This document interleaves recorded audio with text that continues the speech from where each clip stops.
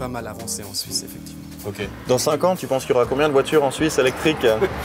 C'est difficile à dire, mais à peu près 200 000 voitures. Mais dis donc, Marc, 200 000 voitures.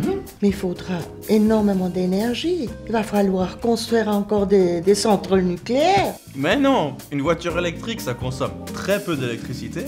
Et en plus, on peut acheter de l'électricité verte si on veut. Marc, laisse tomber, je vais lui expliquer à ta mère. Imaginez une famille.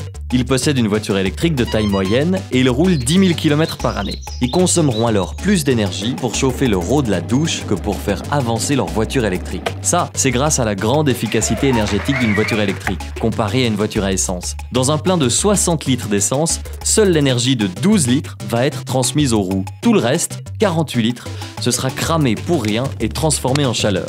Le moteur électrique, lui, il a un rendement énergétique proche de 80%. Donc pour 30 kWh utilisés, 24 serviront concrètement à faire avancer la voiture. Et même en prenant en compte toutes les pertes lors de la production de l'électricité, la voiture électrique, elle est toujours au moins 2 fois plus efficace. Une belle machine.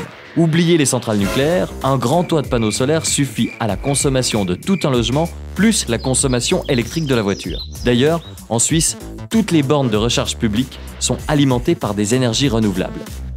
L'efficacité énergétique, c'est une bonne nouvelle pour l'écologie, pour notre indépendance face au pétrole étranger, mais aussi pour notre pouvoir d'achat. Rouler 100 km coûte environ 3 francs d'électricité contre 11 francs d'essence pour une voiture classique de taille comparable. Sans compter qu'elle n'a pas besoin des fameux services réguliers comme les autres voitures.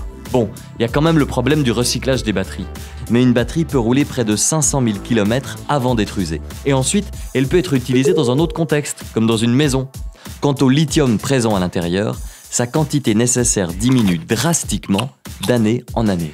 Avec ce que Jonas m'a expliqué, je comprends beaucoup mieux maintenant.